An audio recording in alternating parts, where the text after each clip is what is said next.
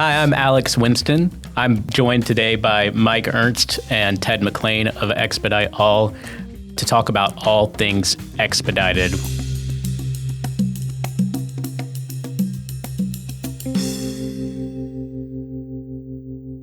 I did want to talk to you guys a little bit about core values of the company, because I think the reason both of you have been so successful at Expedite All is because you share the company's core values, which, you know, they predated you, but I think when you came to the company, they were in line with what you already believed. And so I want to ask you, each of you, about the company's core values one at a time and see what they mean to you. Okay, so and I'm not going to mention all of them, but I'll mention a few of them. So one of the core values that I think is most important to Expedite All is the ownership mentality that we demand of everyone. And so for me, when I hear ownership mentality, I know what that means in my head and I know when I see it in an employee, right? And I know when I don't see it as well, right? And it's a pretty clear indicator when I don't see it that that person either needs to change or it's not going to work out, right? So ownership mentality, for you, Ted McClain, like when you hear ownership mentality as a core value of your company, what does it mean to you to have an ownership mentality? Well, I think to me what that means is you work in a way that you would if you owned the company. You work as hard as if you owned it. If your expenses and travel, you treat it just like it's your own money. You treat customers like it's your own company. It's really the way I've always done business, even before, transportation or whatever job I ever had in high school or whatever. You go do your job, and that's just the way I was raised, and I don't know another way. So, yeah, and I've seen that from you exactly as you described it. Mike, what do those words mean to you, ownership mentality? Very similar to Ted. You have to act like an owner of the business. The other thing that I love about the organization is titles don't matter, right? Too often when you get into a large organization like ours, it's a top-down mentality, which I love the fact that Expedite All, no matter what level, everybody understands that they are acting like an owner of the business. They are trying to row the boat in the same direction to get to those ultimate goals together.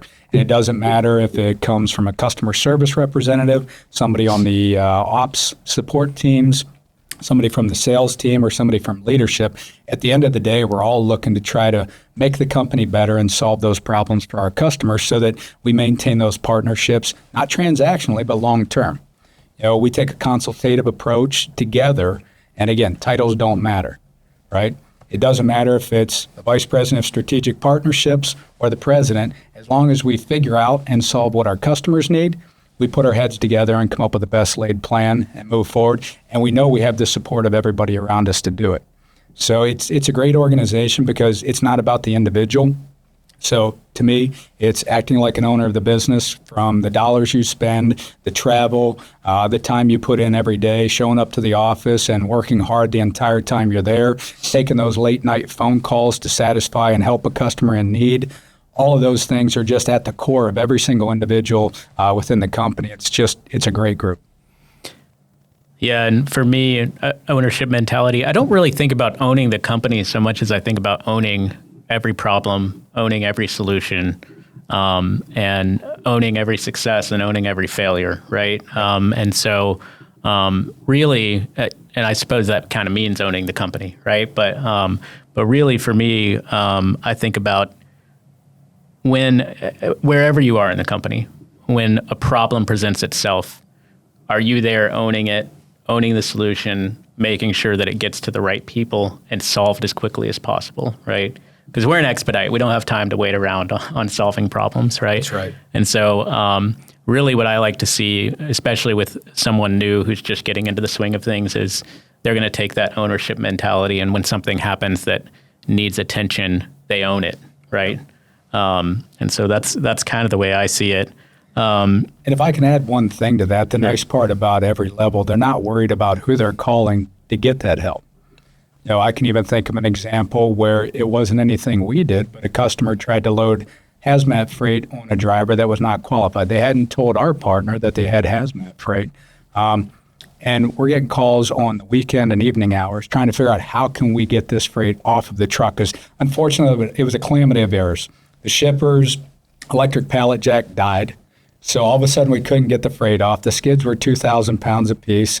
The dock plate wasn't flat, so the driver was a little concerned whether they could physically pull it off with his pallet jack. But we've got a customer service rep reaching out. I got the call to say, hey, can we do X, Y, and Z? They already had a problem or a solution. They're trying to work with our partner, work with the shipper, calling the driver. But my point to that is they weren't afraid to call me on my personal cell phone to say, hey, can we do this? Can we get the help? Can we spend some money to try and get the help if needed to take care of our customers? So it's a great organization that from the top down or the bottom up, whichever way you want to look at it, all feel equally valued, that they're there to do just that, solve our customers' problems and work through those solutions to make sure they're taken care of at all hours. For sure. And another one we talk about a lot is marathon mentality.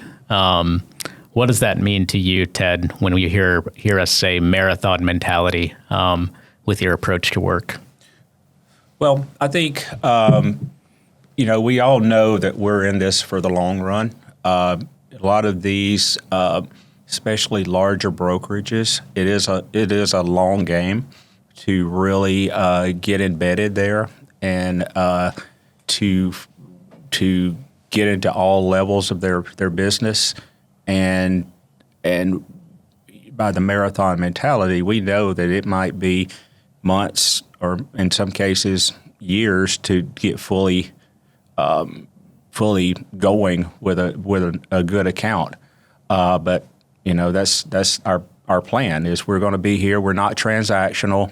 We want to be partners with all of our partners and just be an asset to them for the long term. Yeah, I think that's exactly right. It really is about partnership, right? Nobody here is trying to make a quick buck, right? We're trying to make sure that we provide premium service to someone for decades, right? Mm-hmm. For as long as they're in business, they can count on us to give them the best possible service, right? And so it's not, it's very not transactional, right? Is the way I think of it. Mm-hmm. And so I think that's well said. I'm going to move on to another core value. We say simplicity and pioneering, and you can talk about either or both of those, Mike, but pioneering, when you think about that, being simple and being a pioneer within our industry, what do you do or what do you see at Expedite All that proves that out? Sure. So I think if we talk about the simplicity side, it's doing what we say we're going to do. Again, we talked a little bit about we're not transactional. We're looking for that marathon mentality and the partnerships. But again, it's proving day in and day out that we will do what we say we can do. We can give you the on-demand coverage. We can pick it up on time. We can deliver it on time. We can satisfy their supply chain and their logistical needs. So to me, again, it comes down to doing exactly what we tell people we can do with that network. So pioneering in my mind for Expedite All is really the market is changing when we think of the type of vehicles that are being used, particularly in the United States. It's kind of that Amazon effect, right? Everybody wants those shorter lead times. They don't want the large inventory that's going to, cost them a lot up front and then may become obsolete if the market turns on them and people don't continue to purchase whatever they're manufacturing, distributing, or selling. So the pioneering side for me is, again, going back to finding that space between full truckload and LTL that we can solve those solutions, right-sizing the shipment size for a more economical solution, taking care of that high value, those easily damageable shipments so that our customers aren't concerned, providing that speed. But you see the market is changing as far as the various modes. Rail's always been around, full truckload, LTL. The Expedite and those small vehicle solutions, or that STL, small truckload as we've coined it, is really changing the market to help people understand that you can get a better product, more cost-effective in many cases, faster, more reliable. We are pioneering that environment, especially with the size of our network. Our closest competitor is going to have about 15% of the vehicle counts we have, probably 14 to 1,600 vehicles where we've got 10,000. We've seen what the future is going to be. We've seen it happen in markets outside of the United States. We see what the Amazon effect is doing within the United States, and we're countering that by continuing to grow that vehicle and those solutions and continuing to partner with people that are starting to see the same thing. Future state, we see in the next 3 to 5 years, it's really going to turn even more than it has today with some explosive growth within the smaller vehicle solutions. Yeah, I think, Mike, you're right that on-demand nature of what we do, and not just that it's on demand, but that it's everywhere, right? And available everywhere, capacity anywhere you need it, anytime you need it, right? I think is one thing where Expedite All has been a real pioneer. And then Ted McClain, I want you to tell me a little bit about pioneering from a tech perspective, because I think one thing that I've noticed a lot of people say about Expedite All is look at their technology, right? Look at what they're doing. It's unlike anything we've ever seen, right? And so tell me a little bit about, you can talk about pioneering in general, but tell me about the technology and your view of it. I think that is a big part of the pioneering of what we do. There's a couple of different parts of that. One is our portal that we have that all of our customers can use, that you can quote, book, track everything right from there. It's very, very quick. You can go from logging in to get a quote to finalizing it and booking it in minutes. On top of that, though, what I'm really excited about is the API connectivity that we have. And we're working with multiple TMS providers and also people who have their own in-house developed API to be able to provide booking, rating, and tracking, which is interesting to almost everybody because everybody wants to automate and do more with less. And if you can do that without having to get quotes and look up stuff and it's just there in your TMS, it's just a huge plus for us going forward. Yeah, for sure. And Mike, did you have anything to add about just sort of the technology and where you see it going? So we have done a great job building a system that nobody else has. You think about our ability to rate shipments within an expedite world. Nobody else can do that. Ted talked about the GPS track and trace that they have available at their fingertips. The integrations, we continue to build that out based on customer feedback. What are they looking for? At the end of the day, the future is technology. You know, it makes us bigger, faster, stronger. So we spend a lot of time with our VP of product actually reaching out to our customers and saying, what do you wish you had? You know, we have our own proprietary TMS. We continue to build off of that, but we want to find out what our customers are interested in. You know, what doesn't it do today that it could do tomorrow? What hopes and wishes did you have through our system?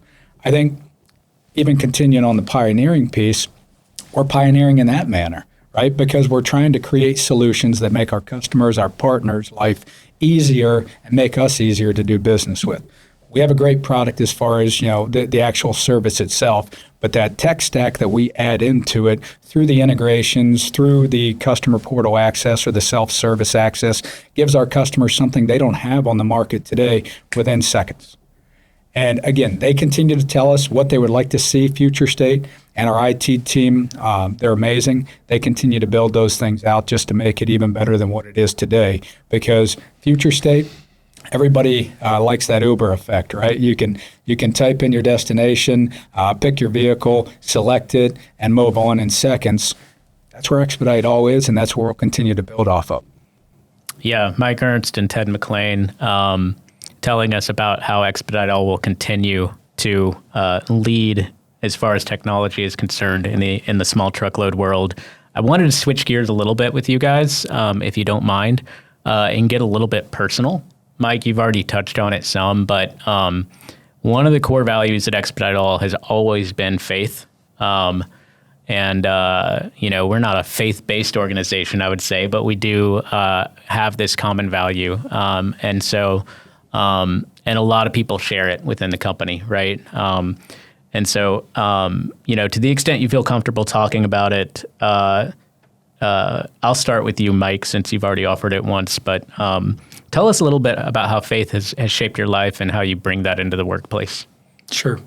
So you think back over the years. I mean, I've been brought up in the church ever since I was young. That's always been something that's been important to, my family when I was a kid, and then, my current family. Now that I've met my wife, we have our two beautiful girls. We're almost empty nesters, a year away from that. I can't believe it. But, you think about all the struggles and, in your own mind when they happen, you think the world's coming to an end, right? How did this happen? I think back on multiple things, sports. I thought I was going to be a professional athlete. That didn't happen. Had to go back to school, finish up college. But when I went back to school, I ended up taking a class I never would have taken because it was one day a week in the evening from 7 to 10 p.m. Lo and behold, I meet my wife. We fall in love. We're happily married. We're coming up on 22 years this June, and we've been together about 25 years. Beautiful family developed out of that. I think about, even my previous career with Yellow. Had approximately 23 years with the company, and all of a sudden it comes to a sudden end, July of 2023. What am I going to do next? No doubt there was a lot of opportunities, but when I heard about the faith-based organization that Expedite All has built, we were unapologetic, even in the first discussions I had with, Max and you, our CEO, Max, and yourself, Alex. But that was something that really drew me in. We don't force it upon everybody, but we're unapologetic that that's part of our organization. That's part of our foundation. That's part of our core values and our beliefs. We're in about 13 different countries, and every morning we open up the same way, offering a reading from the Bible for those that want to join. You don't have to, but people that want to hear the word are welcome to come and hear it. From there, we're not afraid to break bread, say grace together. And when you think about an old corporate culture, that was a slippery slope. But for me personally, I love the fact that we're unapologetic about that and say you don't have to be, but this is what we believe in. This is the foundation. This is what our company is about. Join us if you'd like. If not, it's okay. But just understand these are going to be things that you see no matter which office you're in, no matter which country you're in one of the offices. So it's been really exciting. It was something, again, that made my final decision through one of those, turbulent times where you're looking for, your next career or what am I going to do when I grow up now.